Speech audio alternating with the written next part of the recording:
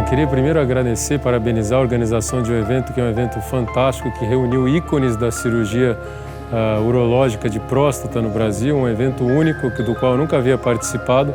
Foram trazer pessoas que tiveram momentos importantes no desenvolvimento na técnica cirúrgica no tratamento do câncer de próstata. Ao longo dessas últimas décadas ajudaram a desenvolver a técnica que múltiplos urologistas no Brasil e no mundo hoje usam para tratar o câncer de próstata localizado nos seus pacientes. Então foi uma experiência única, eu participei com urologistas que são ícones, como eu falei, da urologia nacional, históricos, e assim foi muito gratificante poder participar e contribuir um pouco sobre o meu conhecimento em cirurgia robótica, o desenvolvimento da técnica de cirurgia assistida por robô, que eu tive a oportunidade de participar ao longo dos últimos 15 anos. Então, ver uma plateia cheia, pessoas interessadas, interagindo e perguntando e vendo como a cirurgia robótica da próstata evoluiu, para mim foi mais uma vez um momento único, inspirador estar aqui com professores que participaram da minha formação. Mais uma vez parabenizo a SBU de Natal pela organização e muito obrigado pelo convite. Bom, eu queria primeiro agradecer a oportunidade de participar desse evento. Para mim é uma honra participar aqui com ícones da urologia brasileira, né? Acho que eu tenho uma gratidão muito grande pelo professor Miguel, né? Quem não conhece, a minha trajetória em cirurgia robótica começou num fellow que eu fui fazer com o Patel em 2009. Né? Na época eu era chefe dos residentes no HC, o professor Miguel era o professor titular, e eu comecei a fazer cirurgia robótica porque o professor Miguel me indicou para ser fellow do Patel. Era o começo da cirurgia robótica no Brasil, e tudo que eu faço hoje na minha carreira é por conta deste momento que o professor Miguel me indicou. Então eu só estou aqui hoje, tudo que eu desenvolvi de lá para cá é pela indicação dele, eu sou muito grato, mudou completamente minha carreira e para quem não sabe, eu só estou aqui realmente fazendo cirurgia robótica por indicação dele. E mais do que isso, né, ele não foi uma pessoa que cerceou o crescimento de ninguém. Né? Desde que eu voltei para o Brasil, voltei para o HC, eu sempre tive a oportunidade de crescer e fazer aquilo que eu quis fazer. Ninguém nunca bloqueou a minha carreira urológica. Então, eu sou muito grato mesmo. Obrigado, professor Miguel, porque eu só consegui o que eu consegui hoje por conta dele. Então, eu nunca vou esquecer o que ele fez pela minha carreira. Obrigado, professor. A ideia é falar um pouco de prostatectomia por via robótica, falar alguns dos conceitos e variações anatômicas. Peço desculpa pela mudança do cronograma, mas para essa questão de voo. Só para falar um pouco da anatomia, acho que o pointer não funciona. Até funciona. Então, algumas variações de conceitos anatômicos que eu acho que a cirurgia robótica trouxe na prostatectomia. Então, aqui é uma visão lateral, aqui está a bexiga, a próstata e as vesículas seminais. Então, alguns conceitos importantes na preservação da função sexual. Então, primeiro, nessa íntima relação da vesícula seminal com o plexo pélvico. Né? Não adianta nada eu querer preservar os feixes cavernosos anterolaterais aqui se eu lesar o plexo pélvico no íntimo contato com a vesícula seminal. Então, um momento importante da cirurgia é essa preservação do plexo pélvico, é muito importante. E a outra grande, talvez, mudança em termos de conceito anatômico, sim, os feixes neurovasculares, como foram descritos pelo Walsh, são posterolaterais principalmente, mas tem fibras neurovasculares anterolaterais. Isso mudou um pouco o conceito da cirurgia de próstata atual por via minimamente invasiva, que não é simplesmente preservar essas fibras posterolaterais. Todas as técnicas atuais de prostatectomia, elas evoluíram no sentido de tentar preservar ao máximo também os feixes cavernosos anterolaterais da próstata. Se a gente olhar aqui uma imunohistoquímica, né, você vê que tem fibras posteriores, como a gente sabia, mas tem fibras cavernosas anterolaterais que potencialmente podem impactar, principalmente na recuperação da ereção desses pacientes.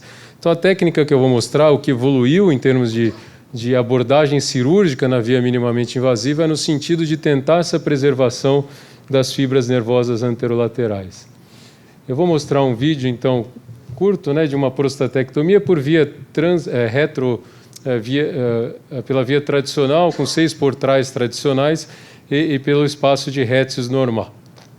Aqui a gente vai direto para o colo vesical com a ideia de conseguir preservar essas fibras anterolaterais que eu falei. O tradicional seria abrir a face endopélvica e ligar o plexo dorsal. Você volta para mim? Desculpa. Você clica no vídeo para mim? Então, a ideia seria tentar preservar essas fibras anterolaterais partindo direto para a dissecção do colo e sem ligadura do plexo venoso dorsal. Uma das vantagens da abordagem minimamente invasiva é realmente você conseguir, com o pneumoperitônio, minimizar sangramento venoso, né? Acho que o sangramento do plexo venoso dorsal a gente minimiza bastante. A preservação do colo vesical é extremamente controverso se tem algum impacto a longo prazo. Na verdade, eu faço porque eu acho mais fácil depois da anastomose, não tem que fazer reconstrução, mas acho que a longo prazo essa preservação não tem grande impacto em recuperação da continência. Basicamente, a gente faz RTU de próstata, não preserva nada o colo vesical e não tem nenhum impacto na continência dos pacientes, né? Mas fazer um colo pequeno facilita em termos de reconstrução depois, em termos de tempo de sonda, eu costumo deixar 6 dias de sonda no pós-operatório. O momento da dissecção do colo vesical posterior, que é um pouco desafiador no começo da curva de aprendizado, se torna relativamente fácil à medida que você fica habituado com essa anatomia, né? Aqui tem as fibras retrotrigonais. Quando você encontra essas fibras, basta atravessar essas fibras retrotrigonais que você vai dar de cara com os deferentes e as vesículas seminais. Aqui eu estou mostrando as fibras sendo incisadas. Qual que é a diferença desse método? Como eu quero preservar essas fibras anterolaterais, você tem realmente um espaço menor para dissecar as vesículas. Isso fica claro nessa abordagem, você vai ter que ter um espaço menor, mas essa é uma das vantagens do robô, né? Para quem está acostumado a fazer laparoscopia, você vê que a articulação do quarto braço, aquilo facilita demais essa exposição e fazer a cirurgia em espaços menores, né? Aqui é o cuidado maior. Então, lembra que eu mostrei no diagrama que o plexo pélvico está aqui em contato com o ápice da vesícula seminal. Então, eu tento sempre puxar a vesícula superomedialmente, né, para afastar a vesícula do plexo pélvico e também usar hemolock. Eu evito na base da vesícula, no ápice da vesícula, usar qualquer tipo de energia térmica para não ter lesão daquele plexo pélvico, né? Feita a dissecção das vesículas, a gente parte por espaço pré-retal, que é o ponto mais importante para começar a definir a sua preservação do feixe neurovascular. Se você quer fazer uma preservação completa, você tem que ir rente à cápsula prostática posterior entre as faces de Denon-Villers, né? É importante ligar o pedículo medial prostático para fazer uma preservação retrógrada, né? Então, isso foi o que eu aprendi com o Patel na época que eu fiz o fellow, que é preservar o feixe de maneira retrógrada para evitar incisões capsulares. Então, quanto mais lateral você consegue posteriormente, mais fácil fica depois encontrar o plano de dissecção. Aqui, invertendo a ótica 30 para cima, você vê que você consegue ainda dissecar um pouco mais lateralmente os feixes neurovasculares. Você começa a dissecção do feixe posteriormente. Você está vendo que as veias que fazem parte do plexo e do feixe neurovascular, você já consegue soltar um pouquinho elas da cápsula prostática. Por que fazer a dissecção retrógrada? Quando você faz anterógrado, começa a clipar o pedículo e tenta empurrar o feixe anteriormente, se você tiver um vaso perfurante, você vai promover uma incisão capsular, talvez margem positiva, e você perde um pouco um plano. Por isso que eu gosto de soltar todo o feixe neurovascular antes de clipar o pedículo. Acho que isso é um ponto importante. Então, qual que é a diferença nesse tipo de abordagem? Eu não vou clipar aqui, seria a técnica tradicional, colocar um clipe aqui, abrir a face endopélvica. Eu tento achar um plano que é relativamente avascular entre o plexo venoso dorsal, aqui o colo vesical. Sempre tem algumas artérias perfurantes nessa região, por isso que eu uso um pouco de cautério. Mas você vai ver que a gente consegue achar esse plano avascular e conectar o plano lateral de dissecção com o plano posterior. Então, o plexo dorsal de veias está ficando posterolateral, e aqui eu vou comunicar aquele plano lateral de dissecção com o plano posterior. E aí é que é importante fazer aquela dissecção posterior bem ampla. Você vê que eu consigo soltar todo o feixe neurovascular antes de começar a ligadura do pedículo prostático. Então, o feixe está todo solto e é uma cirurgia bem anatômica, né? Uma vez que o feixe está solto, você tem 2 ou 3 clipes para clipar o pedículo prostático, você sabe exatamente onde clipar, eu sei exatamente onde estão as artérias perfurantes. E aí o feixe está todo dissecado. Então, essa é a grande vantagem de fazer por via retrógrada. E a outra vantagem é não ter que ligar o plexo. Você vai por baixo do plexo venoso dorsal. Se você achar um bom plano avascular, o sangramento é mínimo. Aí tem uma vantagem da cirurgia ser com pneumoperitônio, sangrar pouco das veias, né? Você vê que eu queimei uma artéria perfurante, aqui tem algumas artérias perfurantes para o colo, mas a gente consegue encontrar um bom plano de dissecção por baixo do plexo venoso dorsal e comunicar também do lado esquerdo. Então, é uma cirurgia bastante anatômica com preservação máxima aí das estruturas periprostáticas. É uma curva de aprendizado um pouco maior. Se você erra um pouco esse plano e o plexo não está controlado, você acaba tendo um pouco de sangramento do plexo e a visão não é tão simples. Então, é uma cirurgia que demanda um pouco mais de experiência, principalmente no começo aí da curva de aprendizado, né? Então, aqui você vai vendo, eu entro num plano, tá vendo? As veias do plexo estão ficando preservadas para cima, né? Então, essa é a grande vantagem dessa abordagem, você não precisa ligar as veias.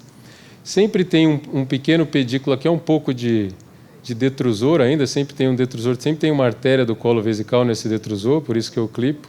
Então, você tem que soltar um pouquinho o pedículo prostático para conseguir rodar a próstata e fazer a preservação retrógrada. Do lado esquerdo, quem está acostumado a fazer robótica, você depende um pouco mais do auxiliar para rodar a próstata. Eu coloco o quarto braço do lado esquerdo, né? Então você precisa um pouco mais de auxílio. E aqui fazendo aquela conexão do plano posterior com o plano lateral, né? Então você vê que fazendo essa conexão eu consigo delinear claramente o pedículo e as artérias perfurantes, né? Essa é a grande vantagem de fazer retrógrado. Eu sei onde estão os pedículos e o plexo dorsal ficou todo preservado, né? Por que não tem sangramento venoso? Porque em nenhum momento a gente abriu as veias do plexo. E aqui a gente consegue, inclusive, identificar a artéria prostática, né? Você vê a artéria prostática principal que eu estou clipando. E com 2 ou 3 clipes a gente consegue clipar o pedículo e fazer a... Então você vê como eu consegui preservar todo o feixe e fazer essa dissecção de maneira retrógrada. E a cirurgia acaba ficando muito mais rápida, né? A gente acaba eliminando vários passos da cirurgia, que seria a abertura da face endopélvica, a ligadura do plexo, e a gente parte direto para a preservação da uretra. O ponto importante dessa cirurgia, na minha opinião, para preservar a continência, é a preservação do esfíncter. Não é fazer Hertzius Sperring, não é fazer reconstrução posterior. O que faz diferença é preservar o esfíncter. Eu costumo dizer que você pode fazer um roll-up agressivo e o doente tem incontinência transitória, porque você fez um roll-up que acabou prejudicando um pouco o esfíncter. O que importa para a continência é esfíncter, não é reconstrução, não é abordagem por Hertzius Sperring. Então, você vê que as fibras anterolaterais ficam todas preservadas, né? Uma cirurgia com pouco sangramento quando você encontra os planos anatômicos, né? Eu vou passar isso. Eu publiquei esses resultados de uma série, óbvio, extremamente selecionada de pacientes, mas mostrando que a continência precoce com esse tipo de preservação, aqui 0 ou 1 PED dentro de 1 a 3 meses, é bastante significativa, com 86% dos pacientes com 0 ou 1 PED já de imediato no pós-operatório. E resultados de potência muito bons. Aqui são pacientes de clínica privada, com doença localizada, jovens, né, que tem uma recuperação de potência que, tomando ou não inibidor de fosfodiesterase, com casos selecionados, é bem interessante nesse tipo de técnica. A gente fez um estudo randomizado no ICESP, né, um estudo extremamente longo, demorou 10 anos para a gente publicar esse resultado desses estudos. Desse estudo foi um estudo que randomizou pacientes para prostatectomia radical aberta versus robótica. A gente tinha 4 cirurgiões na via aberta e 4 cirurgiões na via robótica. Não teve residente em nenhum dos 2 grupos. A gente conseguiu randomizar 150 pacientes, então, para cirurgia aberta e 171 para robótica. Depois, alguns pacientes eles declinaram no protocolo. Mas estudo extremamente difícil de ser feito. A vantagem, tinha um estudo australiano que já tinha sido feito, mas era um cirurgião contra o outro. Aqui tem um pouco mais de validade externa dos dados, uma vez que não é um único cirurgião em cada grupo. Eu mesmo operei muito poucos casos nesse estudo. A gente mostrou que o endpoint primário era a taxa de complicação. E foi exatamente igual entre cirurgia aberta e robótica, complicação pós-operatória. Então, para todos os efeitos, é um estudo negativo para o seu endpoint. As 2 cirurgias, em termos de segurança, foram exatamente iguais. Quando a gente avalia resultados funcionais, houve um benefício em termos de função sexual e continência para a cirurgia robótica, estatisticamente significante, mas clinicamente é um benefício pequeno. Então, esse estudo foi feito para tentar incorporar a cirurgia robótica no SUS. A gente teve grant do governo para fazer isso. O resultado é, vale a pena incorporar a cirurgia robótica no SUS? Eu acho que não. Acho que o benefício funcional é marginal para uma cirurgia muito mais cara e não amplamente disponível no SUS. Então, acho que sim, fazendo uma boa cirurgia, uma boa preservação, talvez a gente tenha um pequeno benefício em termos funcionais na média dos cirurgiões, mas não é um benefício significante, na minha opinião, para justificar a incorporação dessa tecnologia no SUS. Eu acho que a cirurgia aberta, quando bem feita e por cirurgiões experientes, oferece resultados muito bons, quase que similares aos da cirurgia robótica a longo prazo. Um dos grandes questionamentos que colocam, você mostrou uma cirurgia interessante, mas e os doentes localmente avançados? Raramente a gente opera hoje Gleason 6, doença clinicamente localizada. O que eu queria mostrar é que é viável você fazer uma preservação e simplesmente adaptar a sua cirurgia para aquela região que tem extensão extracapsular. Então, esse é um doente que tinha um T3 na base esquerda, por exemplo. Aqui uma extensão extracapsular com margem negativa, né? Você vê que no anátomo patológico a gente conseguiu margem negativa. Vou mostrar que a única parte da cirurgia que você tem que modificar é aquela que você está tentando fazer a preservação parcial. Então, aqui o feixe da esquerda é exatamente igual ao outro vídeo que eu mostrei, conectei os planos de dissecção, tudo a mesma coisa.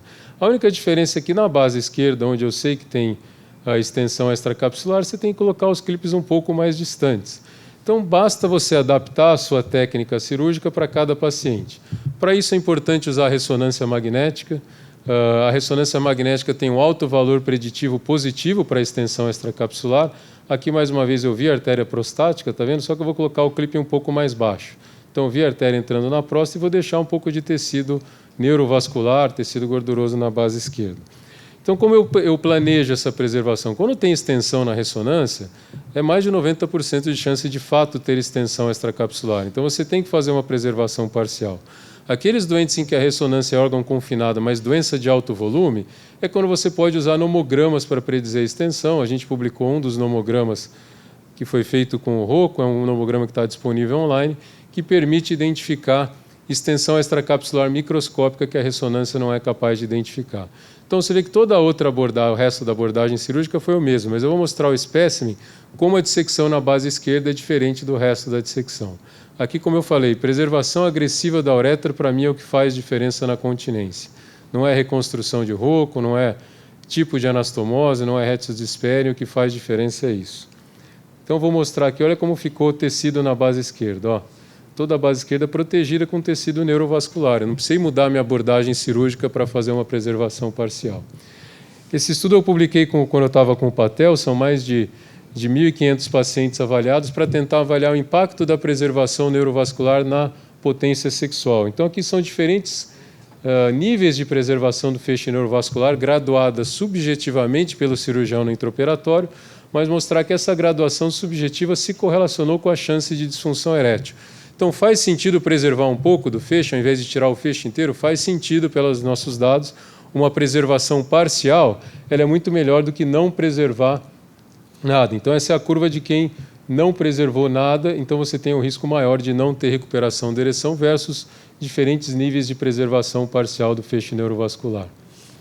Falar um pouco, o Clóvis citou sobre o Hertz Desperium. Então, essa é uma cirurgia que é o contrário, né? A gente faz a cirurgia começando...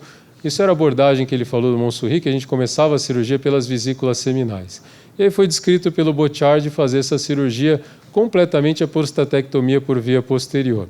Quais são minhas preocupações? Primeiro, eu mostrei para vocês a importância do plexo pélvico.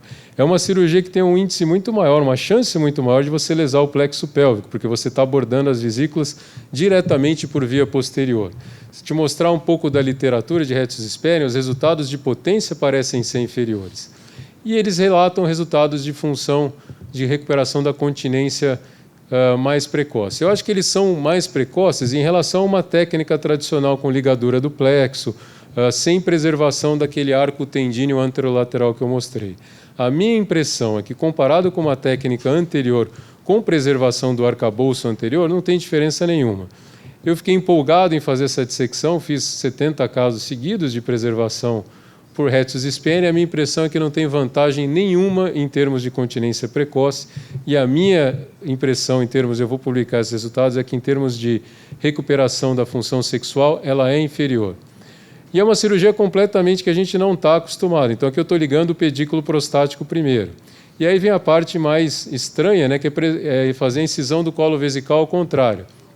Esse paciente tinha uma RTU de próstata, então o colo não ficou tão pequeno, mas você tem que entrar entre as vesículas e a bexiga, né? Então, aqui a gente vai incisar o colo vesical posterior. É uma cirurgia interessante e tranquila de ser feita em próstatas pequenas e pacientes magros, né?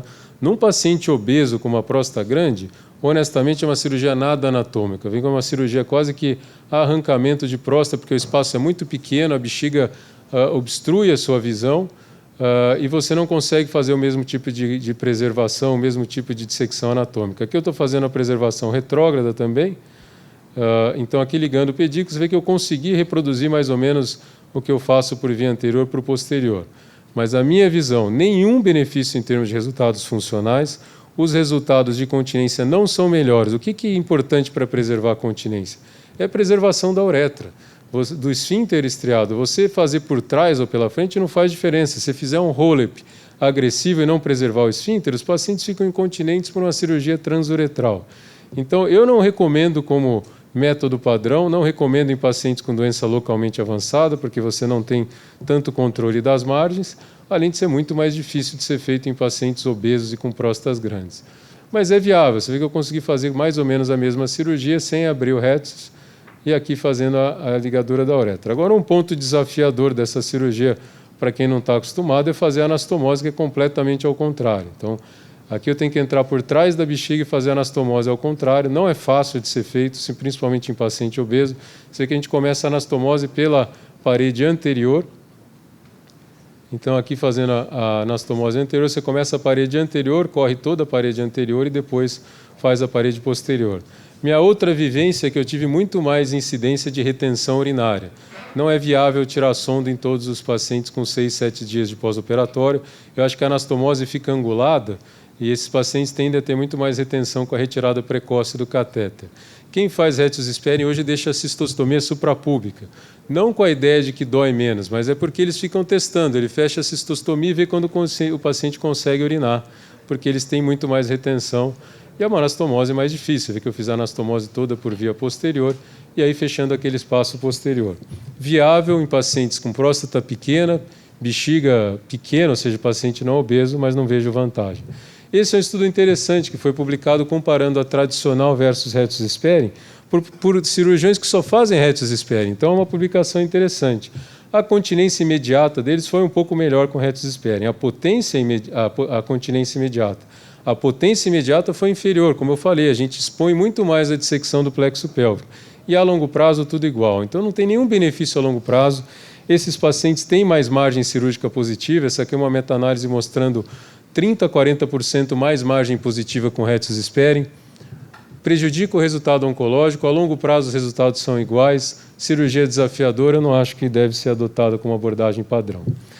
Por fim, para mostrar para onde vai evoluir a cirurgia, quanto mais a gente pode adaptar a cirurgia a cada paciente. Então, esse é um protocolo para tentar melhorar ainda mais os resultados funcionais, além daquilo que eu mostrei. Esse é um protocolo que a gente desenvolveu, está em andamento no Unicesp, que é uma hemiprostatectomia ou prostatectomia parcial para uma doença localizada. Aqui um PIRADS 4 à direita, um PET de PSMA que só captou no nódulo e a biópsia congruente com Gleason 3+4 somente nesse nódulo. Todo mundo já ouviu falar de terapia focal, de ablação com raifo, que tem uma série de limitações. Eu faço raifo também nos hospitais de São Paulo, mas as limitações são, não podem ser próstatas grandes, porque você não é capaz de ablar uma hemiglândula para uma próstata de mais de 40 a 50 gramas, não pode ser feito em tumores apicais, porque você tem que deixar uma margem de pelo menos 3 milímetros de ápice para evitar incontinência, e pelo menos um terço desses pacientes com tratamentos focais têm recorrência in-field, eles recorrem no lobo ablado por incapacidade da energia térmica em destruir completamente o tumor. Então, qual que é a vantagem de fazer uma prostatectomia parcial? Eu consigo tirar o lobo inteiro, pode ser qualquer tamanho de próstata, qualquer localização de tumor, e não tem recorrência in-field, né? Não tem como recorrer naquele lobo porque ele foi removido. E a outra vantagem é que é feito por urologistas, né? Um dos problemas da terapia focal é que cada vez mais os radiologistas têm feito isso em detrimento do urologista. Então, o que eu faço? Eu disseco o colo vesical, você não precisa abrir a uretra, essa é a parte interessante. Eles ficam de sonda 24 horas, porque você consegue preservar a uretra. Eu faço aquela mesma preservação por baixo do plexo venoso dorsal, mesmo tipo de cirurgia, e a gente acaba tirando somente a vesícula seminal unilateral, né? Somente a do lobo que está sendo retirado. Aqui já é a vesícula sendo retirada e o pedículo prostático da direita aqui sendo clipado. Depois de feita a ligadura do pedículo e a dissecção do feixe, a gente vai encontrar um plano de dissecção dessa hemiglândula com a uretra prostática. É interessante que você consegue encontrar, até hoje eu fiz poucos casos ainda no protocolo de estudo, quase sempre um plano anatômico. Está vendo a uretra completamente preservada aqui. Então, como você não abre a uretra, não tem anastomose vésico-uretral, basicamente eles ficam 24 horas de sonda, aqui o lobo direito removido. Eu tendo a fechar esse defeito anterior, mais ou menos como eu faço na técnica tradicional, para reconstruir a arcada anterior e também fazer um pouco de hemostasia, que eventualmente tem alguns vasos sangrantes nessa região. Esse é um estudo em andamento, a gente faz congelação intraoperatória da margem medial. Aqui, aquele lobo, aquele paciente, a lesão índex foi completamente removida com margens livres. E mostrar uma tomografia, uma ressonância de controle de um desses pacientes com a glândula direita removida. O interessante é que a queda de PSA é muito significativa. Esse paciente tem 1 ano de segmento com 0,2 de PSA, preservou a ejaculação, porque o deferente, o ejaculador da direita e a vesícula da esquerda, a vesícula da esquerda foi preservado, e a recuperação funcional é muito boa, né, visto que parte da glândula dos feixes nunca foram tocados. Então, eu acho que a gente pode evoluir para isso. Óbvio que tem suas limitações, são casos extremamente selecionados. Eu não sou um grande partidário de terapia focal, mas se for para oferecer algo, acho que nós, como cirurgiões e não radiologistas, a gente tem uma alternativa competitiva com boas vantagens versus tratamentos focais para oferecer em casos selecionados de tumores unifocais. Era isso que eu queria mostrar. Muito obrigado pelo convite e pela honra de participar.